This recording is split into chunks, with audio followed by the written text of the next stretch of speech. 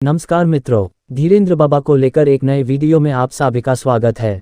अपने दिव्य दरबार और बयानों को लेकर सुर्खियों में रहने वाले बागेश्वर धाम के आचार्य धीरेन्द्र शास्त्री को अब एक और चुनौती मिल गई है। आचार्य धीरेन्द्र शास्त्री अब गुजरात में कथा करने के लिए पहुंचने वाले हैं। 26 और 27 को मई को वह सूरत में रहेंगे। सूरत के ही एक कारोबारी ने आचार्य धीरेन्द्र शास्त्री को चुनौती दे दी है।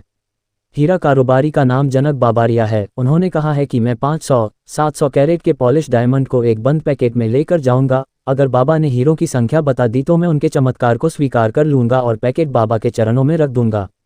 उन्होंने कहा कि वह यहां लगने वाले दरबार में अंधविश्वास का विरोध करेंगे और इस कार्यक्रम को रद्द करने के लिए कलेक्टर से निवेदन भी करेंगे। बागेश्वर धाम की सभा में बड़ी संख्या में लोग पहुंचते हैं। महाराष्ट्र के एक डॉक्टर ने भी इससे पहले बागेश्वर धाम को चुनौती दी थी और दावा किया था कि इस चुनौती को मिलने के बाद आचार्य धीरेन्द्र शास्त्री अपनी कथा जल्दी समाप्त कर चले गए थे। इसके बाद ही आचार्य धीरेन्द्र शास्त्री मीडिया में छा गए और समर्थक और विरोधियों के बीच बहस होने लगी। 13 से 17 मई तक आचार्य धीरेन्द्र शास्त्री बिहार के पटना में हनुमंत कथा के लिए पहुंचे थे।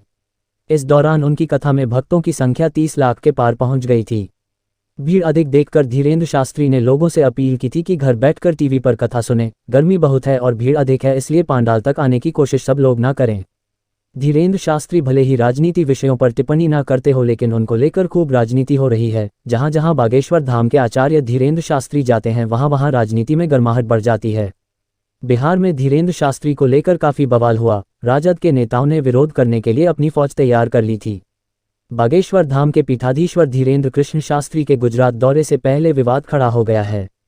बागेश्वर धाम सरकार धीरेन्द्र शास्त्री इसी महीने के आखिर में गुजरात के दौरे पर पहुंच रहे हैं।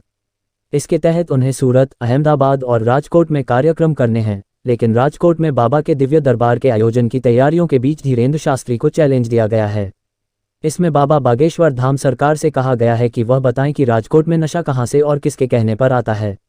इन सवालों के जवाब देने पर बाबा को 5 लाख रुपये का इनाम देने का ऐलान किया गया है। राजकोट में बागेश्वर बाबा का दरबार 1 और 2 जून को रेसकोर्स मैदान पर लगेगा। इसके लिए शहर में युद्ध स्तर पर तैयारियां की जा रही हैं। बागेश्वर बाबा धीरेन्द्र शास्त्री को यह खुला चैलेंज वाणिज्यिक सहकारी बैंक के सीईओ पुरुषोत्तम पिपलिया ने दिया है। पिपलिया ने कहा है कि अपने फेसबुक अकाउंट पर 4 अलग अलग पोस्ट किए हैं। इनमें पुरुषोत्तम पिपलिया ने लिखा है कि तांत्रिक बागेश्वर बाबा बताएं कि राजकोट में नशा कहां से और किसके कहने पर आता है। 5 लाख का इनाम। वहीं एक अन्य पोस्ट में उन्होंने लिखा है कि तांत्रिक बाबा बागेश्वर के राजकोट दरबार से भारत समेत दुनिया के देश राजकोट के लोगों की बुद्धि का आकलन करेंगे।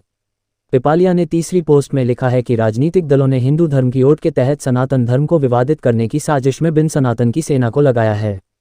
चौथी और अंतिम पोस्ट में लिखा है कि मानो या न मानो, राजकोट के प्रबुद्ध श्रेणी के लायक तांत्रिक बाबा बागेश्वर के आयोजक बन रहे हैं।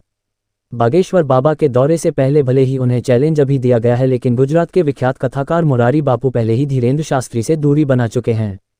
राजकोट में कुछ दिन पहले जब मोरारी बापू एक कार्यक्रम में पहुंचे तो उन्होंने मीडिया से बातचीत में कहा था कि मेरा धीरेन्द्र शास्त्री से परिचय नहीं है, मैं उन्हें नहीं जानता हूं।